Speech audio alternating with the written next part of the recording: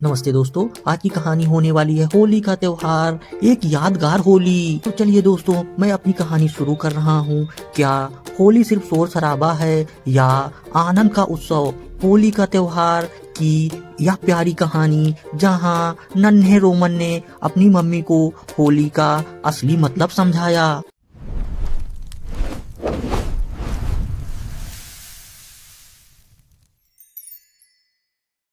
होली का त्योहार, एक यादगार होली।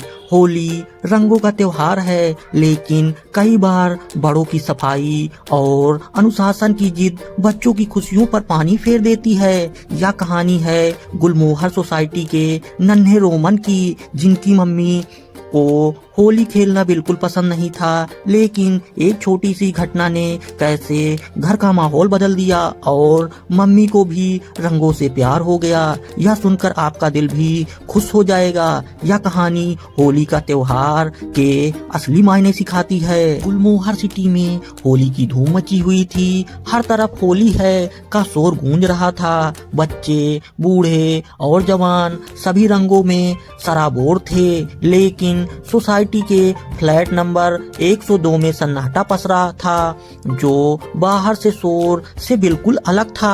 8 साल का रोमन अपनी नई पिचकारी हाथ में थामे तैयार होकर दरवाजे पर खड़ा था। उसने सफेद कुर्ता पैजामा पहन रखा था, जो अभी तक बेदाग था। वह अपने पापा मास्टर वर्मा का इंतजार कर रहा था। तभी अंदर से सुधा जी, रोहन की मम्मी की तेज आवाज आई। मैं कह रही हूँ ना, रोहन कहीं नहीं जाएगा। देखिए बाहर क्या हाल है, सब हुड़दंग मचा रहे हैं। पहले गंदे रंगों से भूत बनो, फिर घंटों बाथरूम में रगड़ रगड़ कर नहाओ। क्या तुक है इस त्योहार का? सुधा जी गुस्से में थी। मास्टर वर्मा उन्हें समझाने की कोशिश कर रहे थे। अरे सुधा, साल में एक बार तो त्योहार आता है, बच्चा है, खेलने दो।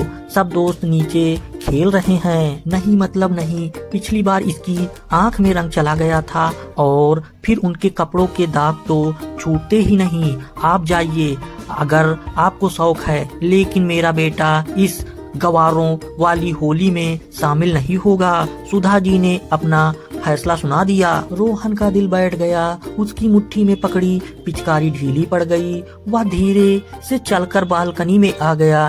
नीचे का नजारा देखकर उसकी आंखें भर आई। उसके दोस्त पिंटू, रिया और आर्यन एक दूसरे पर गुलाल उड़ा रहे थे। पानी के गुब्बारे फूट रहे थे और हर तरफ हंसी ठहाके थे। रोहन ने सोचा, क्या सच में होली बुरा त्योहार है? अगर ये इतना बुरा है तो सब इतने खुश क्यों हैं? मम्मी को रंग पसंद नहीं तो वो ना खेलें, पर मुझे और पापा को जाने दें। अंदर मम्मी पापा की बहस अब भी चल रही थी। सुधा जी सफाई और सेहत का तर्क दे रही थी और मास्टर वर्मा बस असहाय होकर सुन रहे थे। रोहन को लगा कि अब कुछ नहीं हो सकता। उसने अपनी पिचकारी बालकनी के कोने में टिका दी और उदास होकर नीचे देखने लगा। तभी सोसाइटी के गेट से एक ढोल वाला अंदर आया। ढम ढम ढम। ढोल की तेज आवाज ने पूरे माहौल में बिजली सी दौड़ा दी। बच्चे जो अब तक सिर्फ रंग लगा रहे थे, अब ढोल की थाप पर नाचने लगे। होली खेले रघुवीरा अवध में गाने की बोल और ढोल की गूंज फ्लैट नंबर 102 तक भी पहुंची। सुधा जी की बहस रुक गई। मास्टर वर्मा भी चुप हो गए। दोनों का ध्यान अचानक बालकनी की तरफ गया। अरे रोहन कहाँ गया?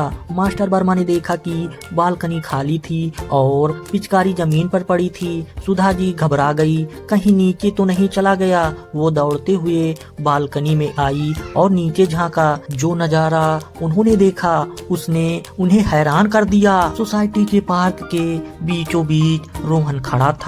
नहीं, खड़ा नहीं था, वह नाच रहा था। वही रोहन जो घर में डरा सहमा सा था, अब ढोल की बीट पर पूरी मस्ती में थिरक रहा था। उसने बाहें फैला रखी थी और अपनी ही धुन में मगन था। उसके आसपास बाकी बच्चे घेरा बनाकर तालियां बजा रहे थे। रोहन के चेहरे पर ना कोई डर था, ना कपड़े गंदे होने की चिंता।